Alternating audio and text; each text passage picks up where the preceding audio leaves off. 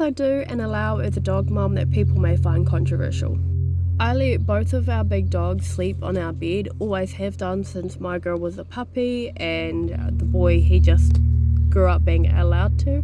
But my girl was there when I had nobody. She lived with me in my car for a little bit, so she has more right than anybody to be able to have a space in my bed. They are family members, they are not just pets in our house. Another thing I know a lot of people don't allow, but I allow our dogs to lick. Now, it's their way of communicating, and for a while that was the way my dog communicated that she was thirsty and didn't have water. So yes, I allow my dogs to lick.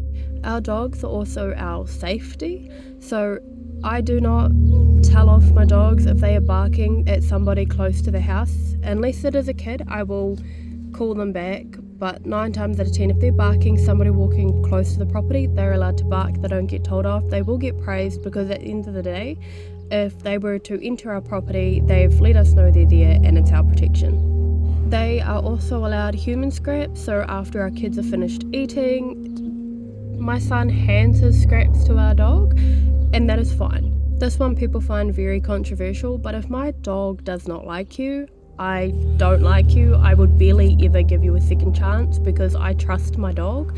She has alerted me to some very bad people before, and I should have listened. So now if my dog doesn't like you, I just don't like you too. That also leads on to, if I welcome you into my home, allowing you near my dogs are my family members, they are my babies, my kids, and you make my dogs uncomfortable or you hurt them in any way, watch out, because I will lose my absolute shit. But not only that, but if you make them uncomfortable or hurt them, you will never be allowed to step foot in my house. And I have implemented this before. For example, my dog was comforting somebody. She did that for me when I was living in my car, very emotional. And she would lie across me, applying pressure, just calming me down. And she tried to do this to somebody else. And this person rewarded her by kicking her. Now, the moment this happened, they were asked to leave my house. I had lost my temper, and they have never been allowed back in my property and never will be. Also leading on to that, but if you are scared of dogs or you want me to put my dogs away, no, I won't. I will not put my dogs away if somebody else is in our property, even though they have met you before or whatnot, but I will not put my dogs away. This is their home, their right to be out and about. The only time I will break this rule is if there are young children involved, because our dogs are very large dogs and very unaware of spatial awareness. So I will put them away if there is children involved, because they even bowl our young children over, which can unintentionally lead to an injury. So for young children, I will put the dogs down into the room or outside away from the kids, just because they do not understand how big they are and do unintentionally quite often bowl younger people over.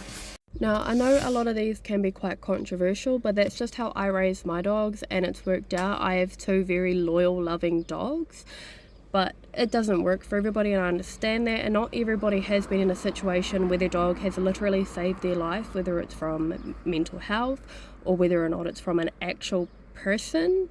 There was a time when my dog was 6 months old. This random approached me trying to lure me into it was a river bushwalk, and my dog at 6 months old was sitting there growling, alerting me that there's something not right about this, and I trusted my dog then, and I will forever trust my dog, because that is just the first time of many she has saved my life, whether or not it's something like that or I've had a really bad day and she's been there to help me.